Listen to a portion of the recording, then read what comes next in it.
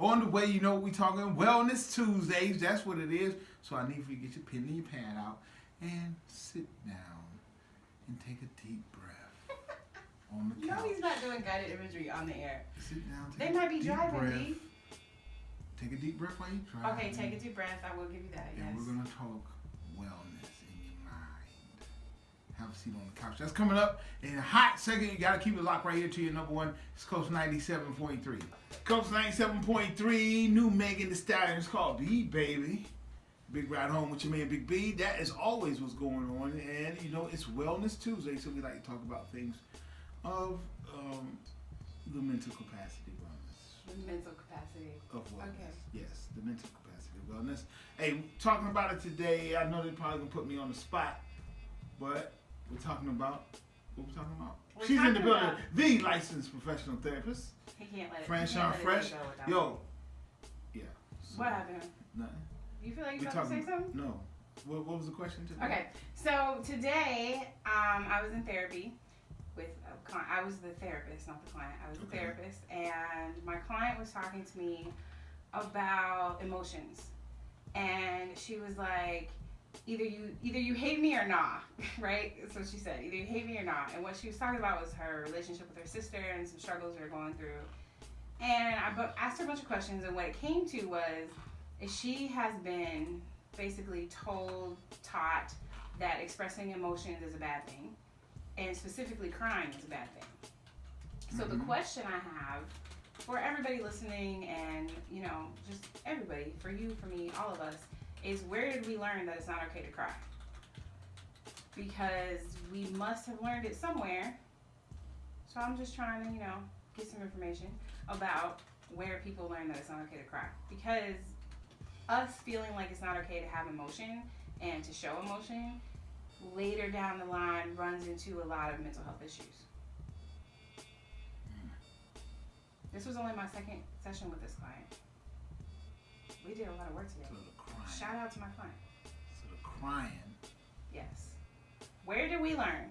I want everybody, this is what I want y'all to do. Where did we learn not to cry? Right. I want everybody to think about it, because most of us have learned, not all of us, but most of us have learned that it's not okay to cry. Myself included. Just being around, you know, I had a bunch of men in my life, you know what I'm saying? They were like, suck it up, boy, you a big boy.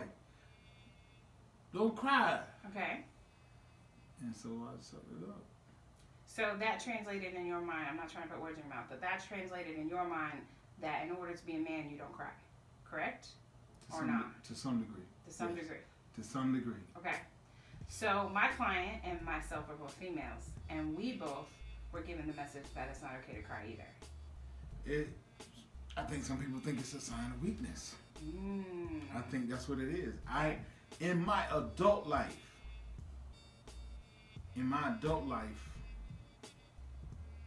I think I have gotten more sensitive in my adult life. Like Okay. I think I cry more now than my early adult life. And are you okay with sharing what has helped you to understand that? Or what has helped you to change? Or I don't know. I think it might have been the passing of my mother. I don't know. I don't know what it was, but I think now I have to have emotion, because I didn't have a lot, and then we got Ike, you know what I mean? Mm-hmm. And Ike is stone cold. He can be stone cold sometimes.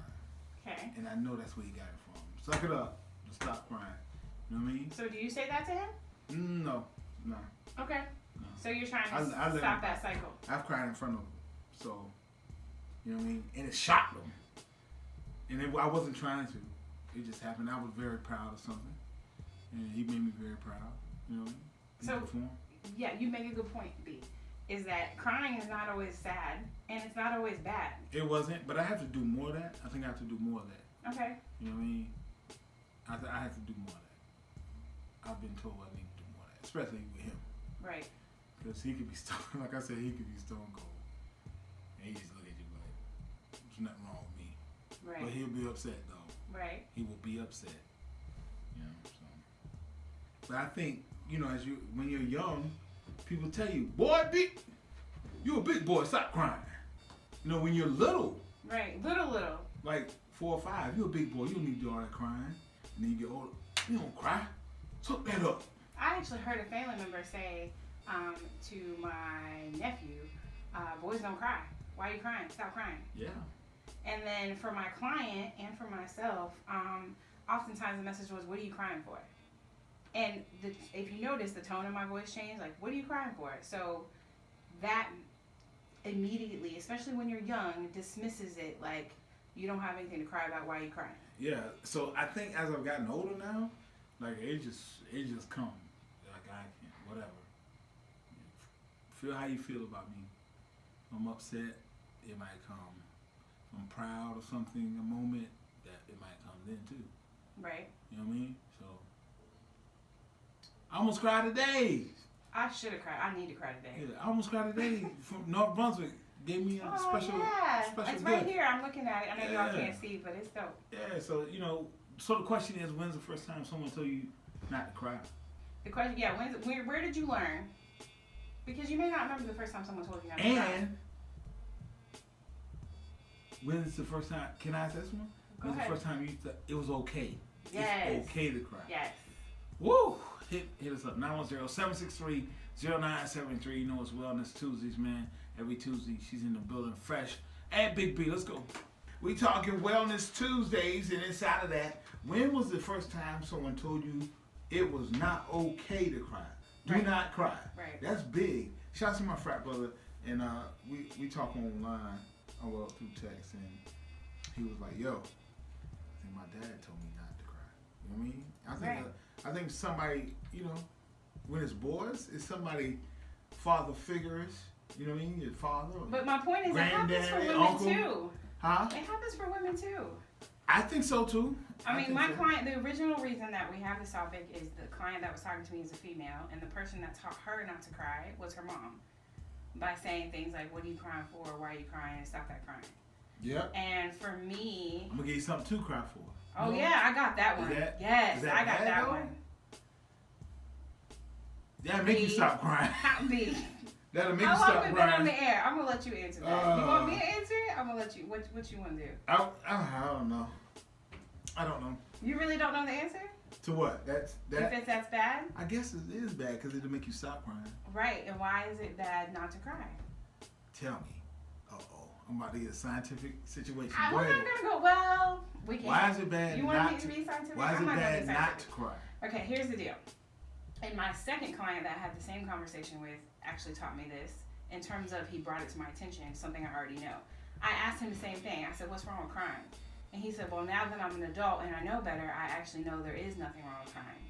And he even said, I can recognize the strength that it takes to cry. And I'm like, absolutely, because this client of mine, shout out to my client, is making moves, right? Like he's really trying to make moves. Gotcha. But he said the simplest statement to me.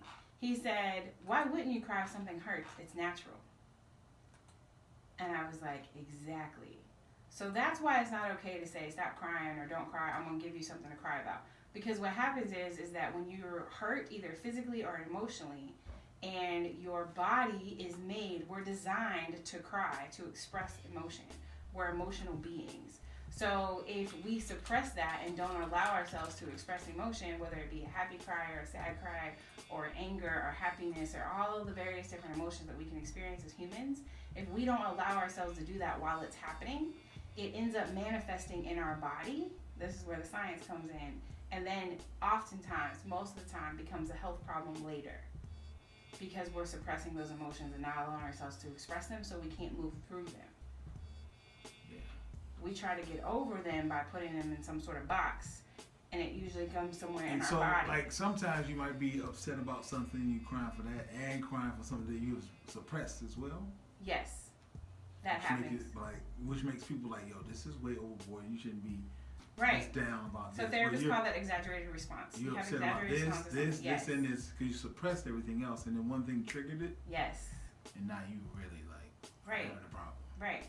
Wow. And if you would have just allowed yourself, and if you would have had, if you're a young person and you're not an adult, if you would have had the support of somebody role modeling for you what it looks like to cry, and somebody role modeling for you what it looks like to verbalize that you're angry, somebody role modeling for you what it looks like to express love, then what you learn by watching that is it's okay to express it. So therefore you go through life expressing your emotions instead of suppressing them. So you're less likely to have a mental health issue. mean, I'm just saying. That's true. But, all right, it's not a but. How do you convey to the little boy it's okay to cry? Still be a manly man. Don't say anything yet. Keep it locked. Hit your dance. This Coast 97.3. Coast 97.3. Flip the narrow. Little baby, how I move. The big ride home with your man, Big B. Wrapping up not mental. Wellness Tuesdays. Sorry. You good? So we talked about being told not to cry. Mm-hmm. How do you navigate and say, son, it's okay to cry if you want to? Because I've had that conversation. Me and Big I have conversation like that. And I said, it's okay. If you want to cry, you can cry, bro. But Okay, so am I saying that? How do I say it and be like, yo, you still manly? So here's the thing. I think that it's about having the conversation. It's also about reframing strength. And I think this is relevant for men and women. So let's not only put it in the context of for males, but also for women, because we are told, like I said, that we're not supposed to cry either, or give you something to cry about, or you need to stop crying. I remember one of the most important I think it's accepting on the young lady's half. In we will some accept cultures and some households. All right. Okay. I'm just saying. All right.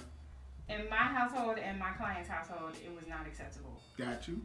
So, and I'm sure there's more of us. But in any case, I think the first thing is definitely having the conversation, like you said. But also, if you're an adult and you have children, you're going to have to do some work to get comfortable with expressing your emotions. Because kids don't do what you tell them to do, they do what they see. So if they see you express emotions in a healthy way, whether it be crying, happy, anger, whatever, complex emotions, simple emotions, it doesn't matter. If they see you role model that, then they're going to do that as well.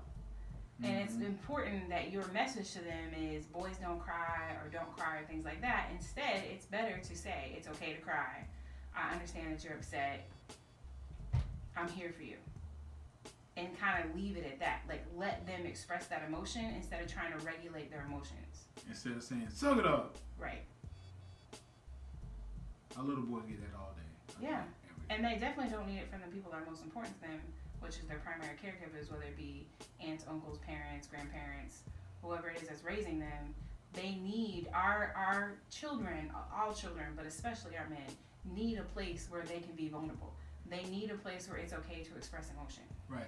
And the sooner we start that, the less likely we are to have behavior issues, the less likely we are to have mental health issues, the less likely we are to have aggression and anger issues, the less likely we are to have relationship problems.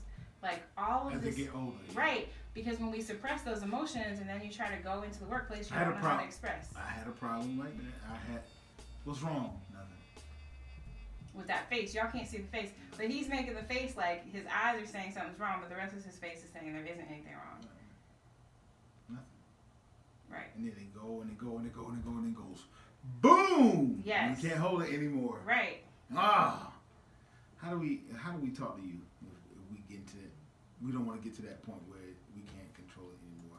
How do we get to there's many ways to reach me. I gotta remember all the ways. Okay, so the most information is at healingyouralmond.com. Yep. Facebook at Healing Your Almond, Twitter Healing Your Almond, Yep. LinkedIn Healing Your Almond, Instagram Healing Your Almond. I think those are all the things. Those are all the ways. Also, just a reminder, if you guys would like to decide next week's topic, you can do so by going to healingyouralmond.com and then going to community engagement, and you can submit a form and let us know what you would like us to talk about. Oh, shout out to Smart Starter Pender County. Okay. They had Healing Your Almond last night for training. Oh, that's what's up. And it was amazing. We trained to Rewire for Resilience, and we talked about that brain science that listeners seem to be getting all excited about. So also, if you're an organization or a church and you would like to learn a little bit about overall wellness and what that looks like, and about anxiety and trauma and stress and where it lives in the brain, there is a training called Rewire for Resilience that we are offering. So it's about an 1.5 to 2 hour training, and we'll do that pretty much anywhere in the state of North Carolina. So just let us know, hit us up on any of those places. But healingyouralmond.com, you can do a little contact form and touch base with me about how many people you want and what you want me to talk about and things like that. But the main thing I really want, the message I want to get out is, how do you rewire your brain for resilience? Because a lot of communities, including Wilmington, is focusing on trauma right now. And the thing is like, that's reactionary, it's not preventative. So healing your almond is about being preventative. Right. So before we have trauma and before we have these horrific things happen, we can actually start preventing that now by focusing on resilience. And Healing Your Almond is happy to teach all of North Carolina about all that. That's what it is. It's a wrap for you, man. Big B, Frank Sean Fresh. Like I always say, big up South Side, everybody East, North Side, the Community Boys and Girls Club, Joe Lewis, Drum and Drill Team. If better is possible, good is not